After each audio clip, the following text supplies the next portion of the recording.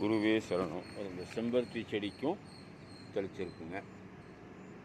நல்ல சிறப்பாக தளவு வந்துட்டுருக்குங்க.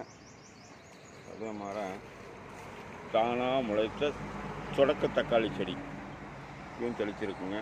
இது வீட்டுகளுக்கு அழகுக்கு வைப்பாங்க. இந்த ஒரு பூச்செடிங்க எல்லோ கலர், அதுக்கும் தெளிச்சிருக்குங்க. நல்ல சிறப்பாக இருக்குங்க. அப்புறம் இந்த புளிச்ச கீரை அதை வாங்கிட்டு வரதில்ல, இந்த குச்சிக்கு இருக்கும் இல்லைங்க, சரி வச்சா தலையுமான்னு சொல்லி எங்கள் வீட்டுக்காரங்க வச்சு பார்த்தாங்க.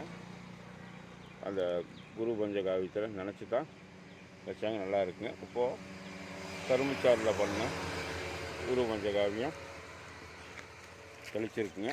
நல்லா தளவு வந்துட்டுருக்குங்க. ஐயா நல்லா புளிச்சிக்கீரை இங்கே ஒரு செடிங்க.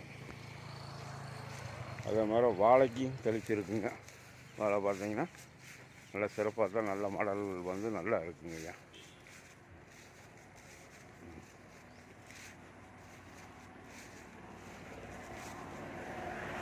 முள் முருங்கை செடிங்க. இது தளவு பார்த்தீங்கன்னா பூச்சி தாக்குதல் இல்லாமல் நல்லா சிறப்பாக இருக்குங்க. ஐயா நீங்கள் சொல்லலாம் வழிமுறையின் அளவின்படி குரு பஞ்சகாவியம் செஞ்சு விவசாயத்துக்கு பயன்படுத்திட்டு இருக்கிறேங்க. ஐயா மிக சிறப்புங்க. ஐயா எல்லாம் முல்லைப்பூ காடுங்க.